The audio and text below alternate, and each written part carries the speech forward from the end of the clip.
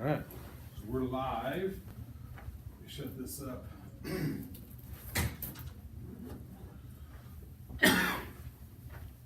So we're going to do chapter 9 today. Like I said, we'll break it about in half. We'll probably have some time to do some Learn Smart stuff. We're also going to talk about the whole team presentations. Had a conversation with Monday. They didn't feel super strong about a particular direction, so I'm going to kind of offer a couple different options, and we'll see how that all goes. So I think I'd like to lecture a little bit, and then we'll break it up, so I'm just not up here going wow forever. So production and operations management is the chapter we're on today. Again, clearly a key part of business is, what are we doing? What are we actually producing? Whether it be a good or a service. I think a lot of times when we hear production, we think just in terms of making an actual product, but it's obviously applies to services as well. We're producing in services an experience,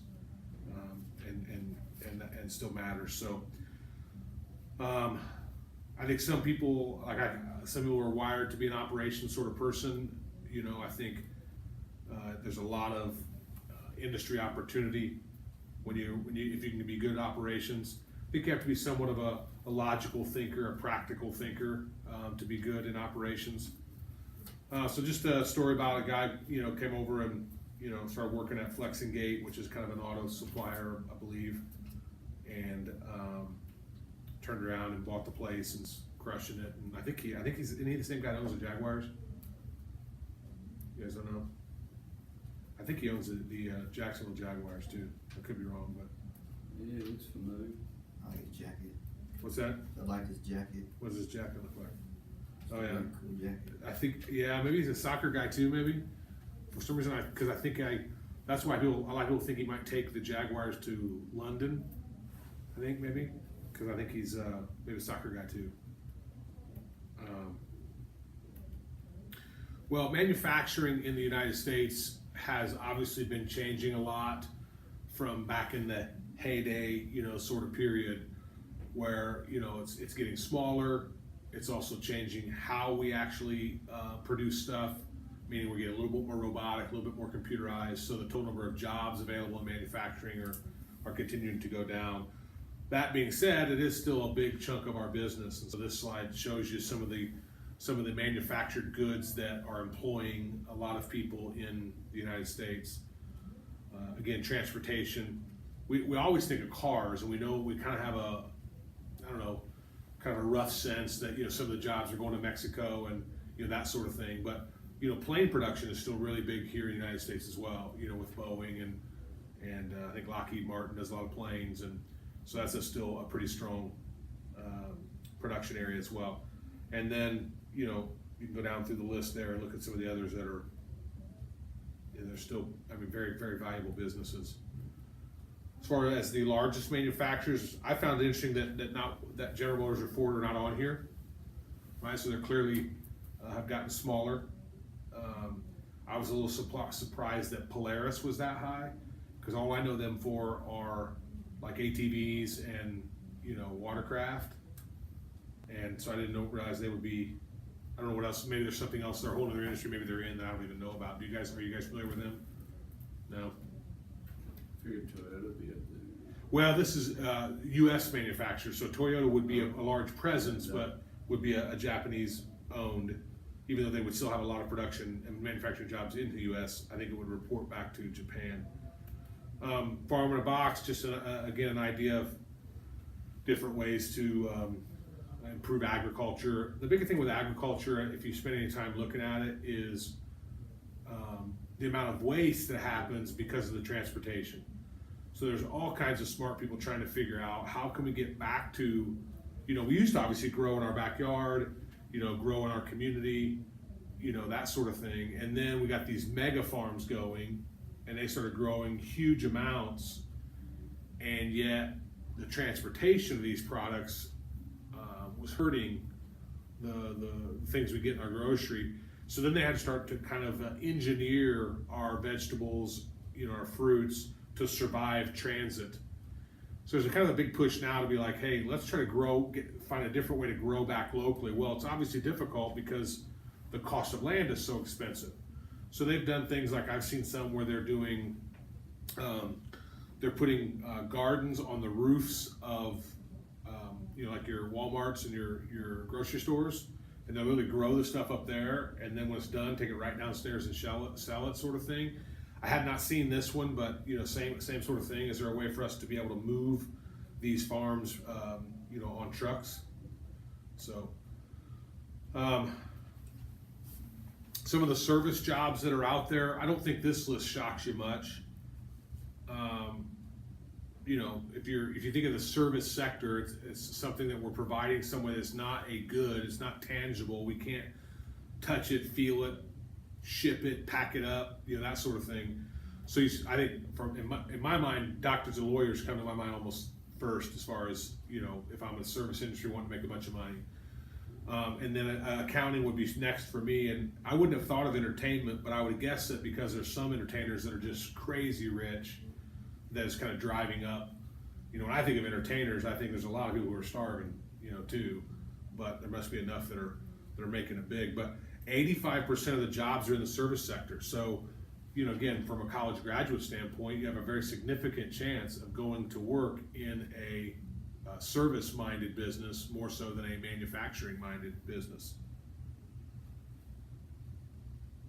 Down in your family's businesses, they're basically service, right? Yeah, because they're not producing that. The oil business is not producing anything, right? They're just delivering it and getting it to people, right?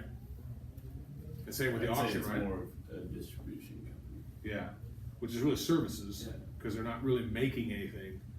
Manufacturing, which we're going to talk about here, is really creation of something from other raw materials, and they're not doing that. So just a lot of opportunity in the service business. It's talking about being competitive in the global market, and obviously from a technology standpoint, we're still very cutting edge, and that's opening up a lot of doors for us. And so that's a nice growing industry and helps us be competitive globally. But if you look at just your base manufacturing, so the Fords, the General Motors, the Allison transmissions, those sort of manufacturers have been around a long time. Excuse me, what do they have to do? Well, it's not rocket science. So this list here is pretty inclusive. And if you look at the Toyotas, the Hondas, the Subarus of the world, and how they've been kind of kicking the other auto manufacturers' rear ends, a lot of it's because they're well ahead of us in these areas, especially with regards to maintaining close relationships with suppliers. So again, our manufacturing environment in the US worked from a mindset of, let's really push the suppliers for the cheapest they could be, beat them up, tear them up, tear them down, whatever we got to do to get the lowest price, right? Negotiate really hard, etc. And that's important to an extent, but if it then causes that supplier to be less financially stable, lower quality, less predictable from a stability standpoint, those then turn right around and cost us money as a company. And so your leading manufacturers have figured that out and are realizing that these suppliers, yes, we need to get them to supply us as cheaply as possible, but a better way to doing that, instead of just beating them up and negotiating it, is to actually teach them to run their business more efficiently, so that they can then run it more efficiently, still make the profit margin they want to make, but ultimately sell it to us at a cheaper price. Continuous improvement, we're going to get into lean manufacturing a little bit, so we'll talk more about it.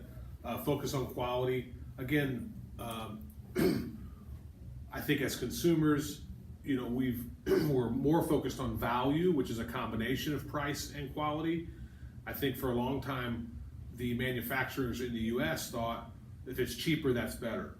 And I think we're starting to realize that quality is important as well. New production techniques we'll touch on in just a minute as well. Just a blurb about Germany and their economy here, and this is where we start getting into the actual production. So here's the textbook definition: creation of goods using land, labor, capital, entrepreneurship, and knowledge, which those were the factors of production.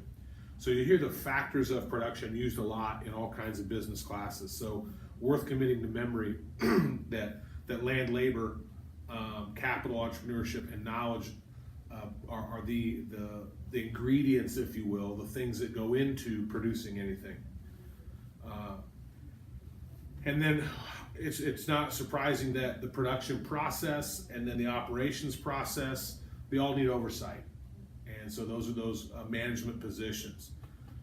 So if you're anybody been in a management role anywhere, even like fast food or anything like that, when you think about the manager, and we've talked about some of the difference between management and leadership, what do you think a manager, whether it be an operations manager, production manager, what do they need to be good at? Is it dictating? Okay, so they need to be able to kind of pass out direction. Okay, what else?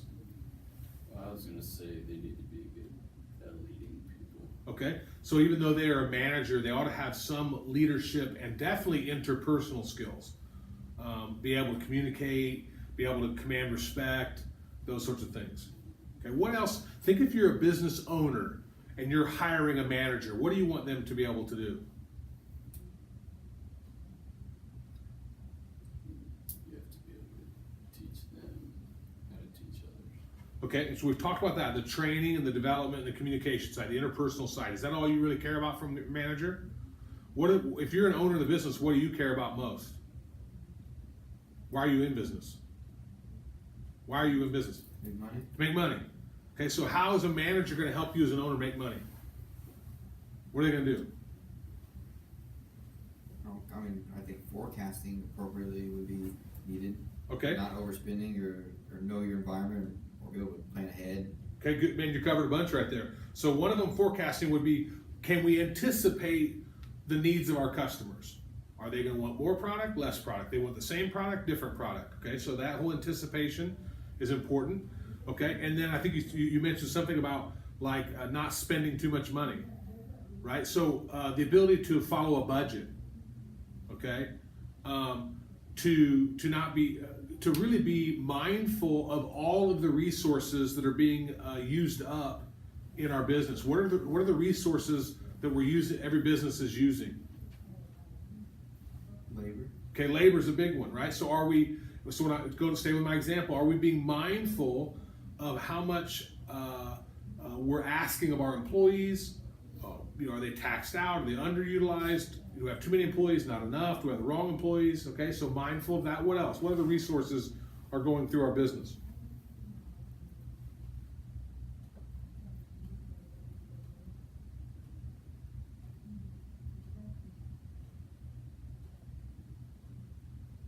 So all we got is just people, a bunch of people standing around.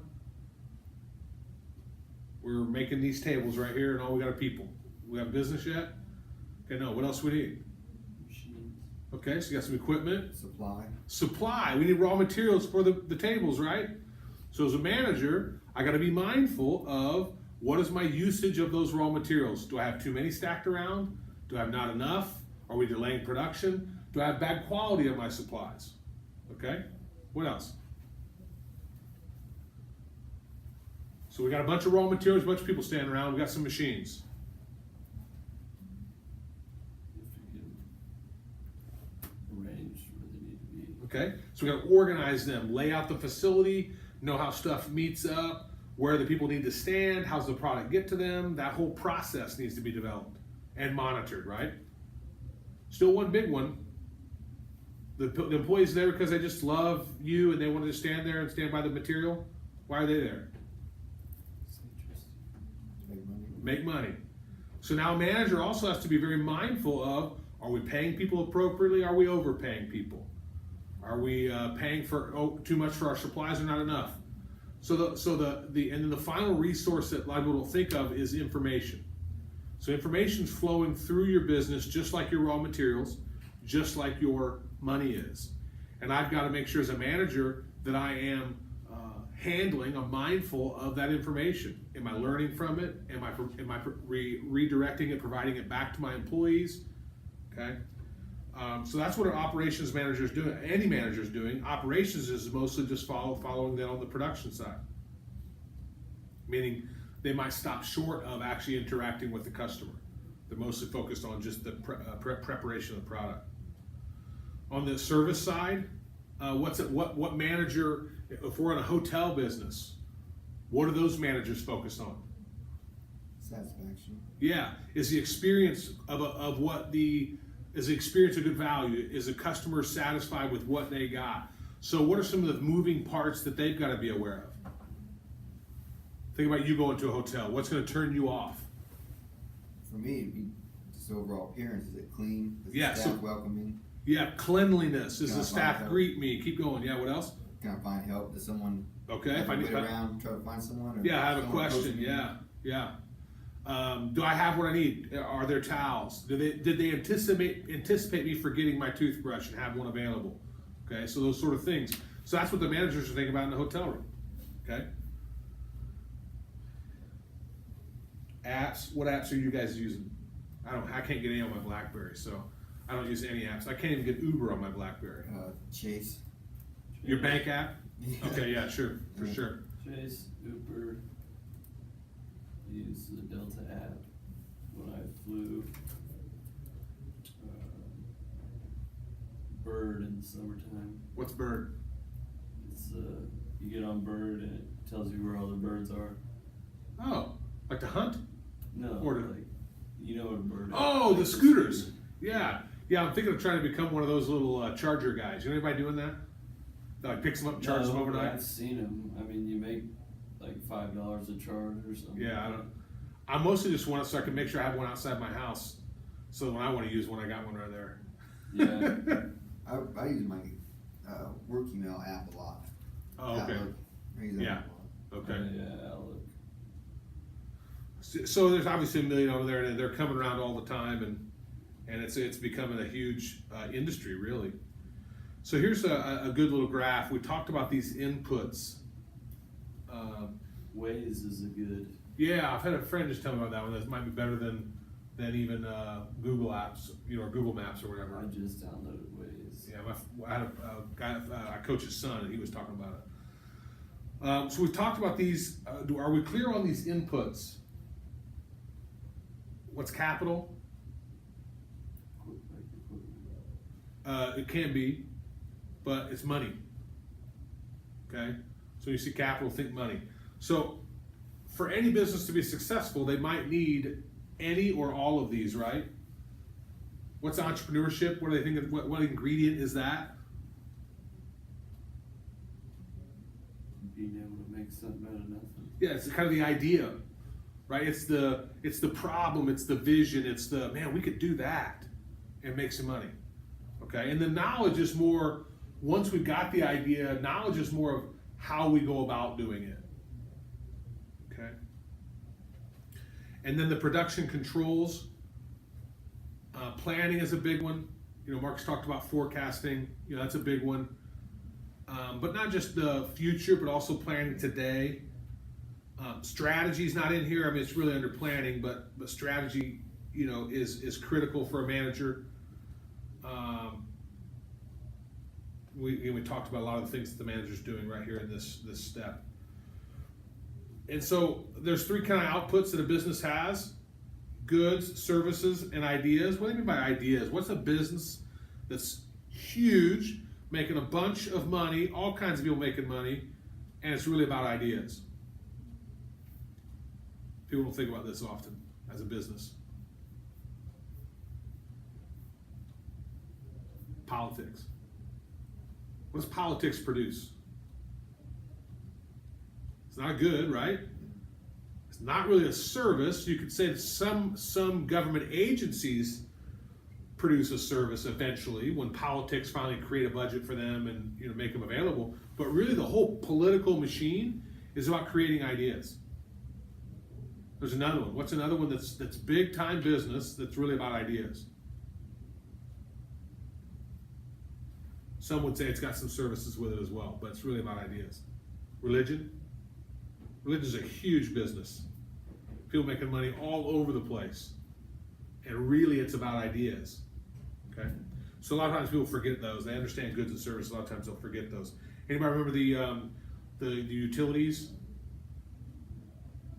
time, place. Just did these in supply chain. Form. So I need to have the product be the proper form. I need to be able to get it when I want it. I need to get it where I want it. The next one's possession. Possession utility makes it easier for me to get a hold of it. And then some books, our supply chain throws in information and what other one I'm missing now? Information and Service. I think you're right. Yep. So form utility is simply the form or the structure, the actual things that a product does.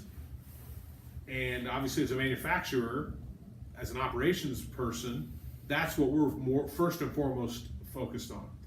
Is can we make it do what our customer wants it to do, whether it be a good or a service? And so that's form utility. We obviously will eventually get into the others. Place, can we get it where they want it? Can we get it when they want it? Okay. And obviously the value component is, yeah, we can get it to do what we want it to do, but if it's so expensive the customer can't afford it, that's not a good arrangement either. So form utility is what the operations and production people are most focused on.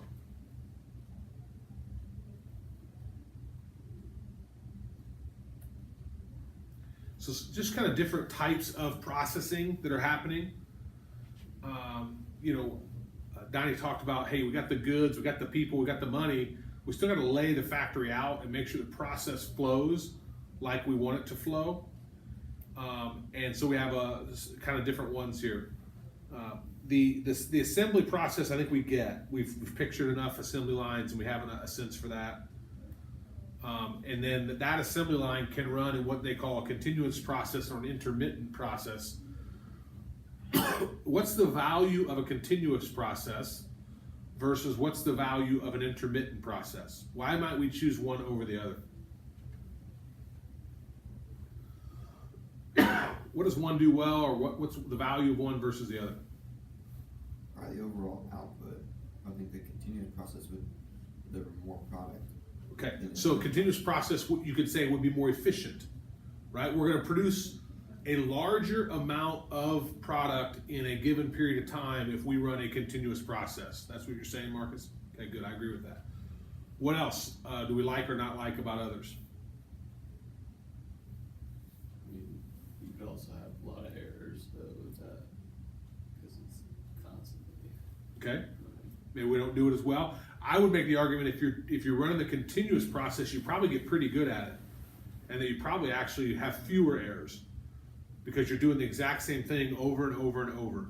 Whereas if I'm an intermittent process, I'm doing this, and then I gotta stop, and I gotta go over here, and I gotta do this.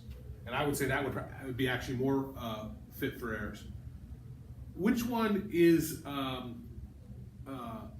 least expensive to run?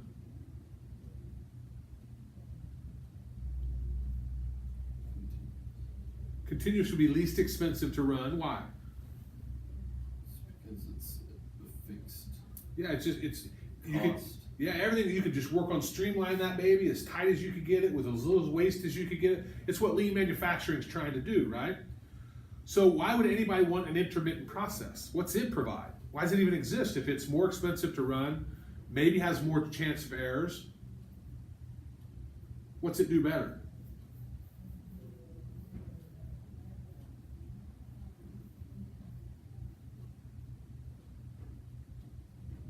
Do you order the same pizza every time you guys order pizza?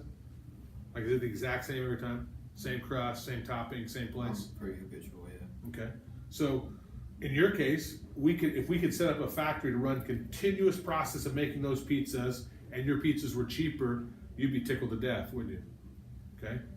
Now, what about somebody else that's like, no, some days I like to get this kind of pizza, and some other days I like to get that kind of pizza, and over here, that kind of pizza. Continuous process can't handle that, right? So an intermittent process, what it does better is creates flexibility. So it allows for customer adaptation better than a continuous process. What if your continuous process was making VHS tapes? And you could make them really, really well and really inexpensively, and you did a great job, And every machine you had was dedicated to VHS tapes, and now you got to make DVDs. You're like, oh shoot. So that's the main reason for an intermittent process, is that it allows to adapt and more flexibility. I was kind of shocked about the lifesaver number here. 100 rolls doesn't seem like much. Maybe it's because they're putting all the different colors in there. I don't know. I was blown away by the Krispy Kreme. That's cranking out some donuts right there, bro. Did you guys ever eat Krispy Kreme? Not like the actual restaurant, not like get the box in the gas station. If you get them right at the restaurant, man, wow, they're unbelievable.